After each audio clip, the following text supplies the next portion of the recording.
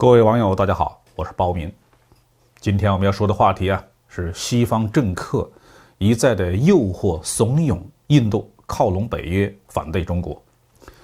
最近一段时间以来呢，一些西方政客怂恿印度更紧密的靠近北约。美国前外交官韦斯·米切尔在自己的一本著作中提出来，印度应该有一个伙伴关系的地位，但是不用把它吸纳为北约的正式成员，让印度从这种关系中获得主要好处。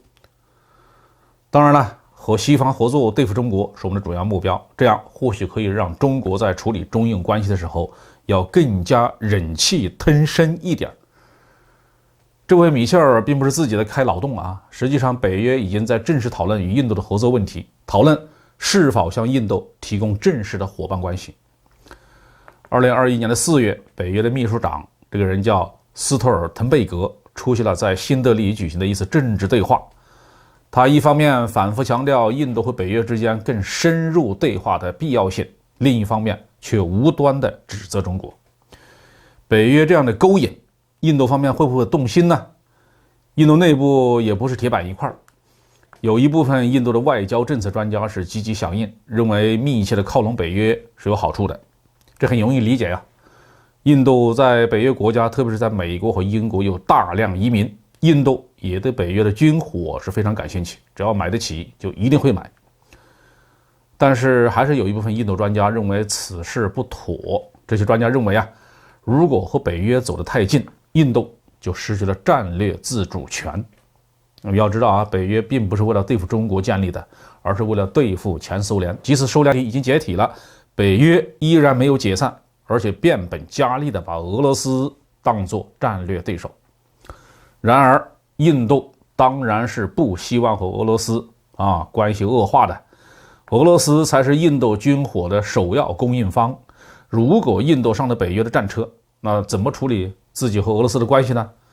你如果详细的分析印度的处境，就会发现麻烦都是他自己找的，其中的症结问题就是在对华关系的处理上。印度要和中国搞对抗，这就给了美国以及北约一个趁虚而入的机会。如果印度是一个强大的独立自主的国家，可以自己解决边境问题，就不需要去抱美国和北约的大腿，就不会影响对俄罗斯的关系。然而印度是一个徒有其表的空心萝卜，从火力战到肉搏战都不是蒋劲的对手，连自己国内的防疫工作都搞不好，稍微有点压力就陷入了两难的境地。美国军政高层当然非常清楚印度的处境了。这位米切尔诱惑性的提出，印度长期以来的谨慎平等战略以及对中国对俄罗斯的重视是行不通的。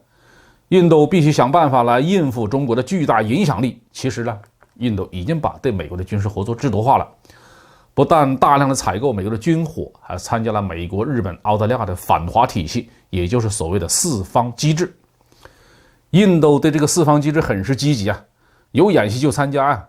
然而迄今为止，另外的三方没有采取任何实质性的举动来支持印度在中印边境上的立场，只不过是希望印度多买点他们的军火而已印度的本质问题是不肯承认自己的实力太弱，野心却太大。